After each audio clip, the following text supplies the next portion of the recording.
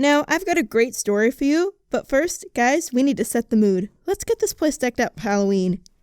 Ooh, this is neato. I'm so used to having the blank void. Now I need a costume. I'm not digging this one. Okay, now this just seems like copyright infringement. I've got to be getting closer.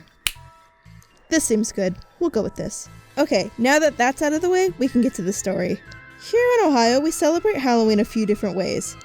We've got the normal ways with trick-or-treating, the decorating, and the parties, and then there's the occasional haunted house type deal. People jump out at you, gotta sign a waiver, it's great.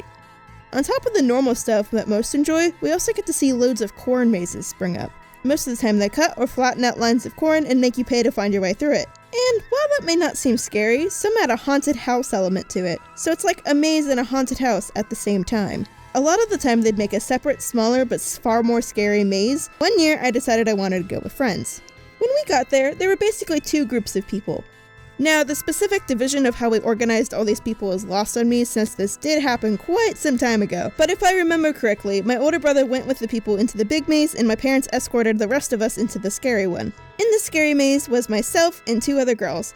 And for the sake of this video, they'll be drawn as YouTubers, because why not? The five of us walk into a maze, and at first, it seems like everything was pretty normal. Just tall corn and night sky. The further we continued in, things got a little more frightening. Various spooky decorations start to appear, and we start hearing the sound of chainsaws. This seemed to be too much for one of the girls with us, and she started freaking out. Looking back at it now, that seemed more like a panic attack, and I think my mom realized what was happening, so the two of them left the maze so she could calm down. The rest of us continued onward till we see a seemingly crashed school bus filled to the brim with fake guts and blood. Inside was also mannequins, like the ones you'd see in stores, but this was blacklit, so sections were glowing. The three of us walked through quite spooked, but we realized there really wasn't anything in there to be scared of, so we continued through. The bus sequence gave us false courage, so my friend and I began to mess around a bit, thinking we were so cool. We weren't acting scared at all, skipping around and laughing at everything.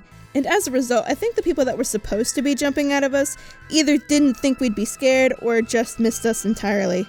My friend and I nearly reached the end of the maze, and in our excitement, we realized we had completely passed up my dad and he was somewhere behind. So we stopped to wait next to one of the mannequins. This mannequin kinda looked odd to my friend and I. We honestly couldn't tell if this mannequin was a person or not. The dark lights and the fluorescent paint hid enough details for neither of us to be able to tell if this was real. So we did the most logical thing. We poke it. Oh, we're gonna regret this, aren't we? How dare you poke me in my boob! Baka, what did you do? I'm gonna have you two arrested for assault! You were stabbing me in the boob! What are you talking about? Get down here! We need to call the cops! We're going to jail. We're going to boob jail. Sit here, I am calling the cops.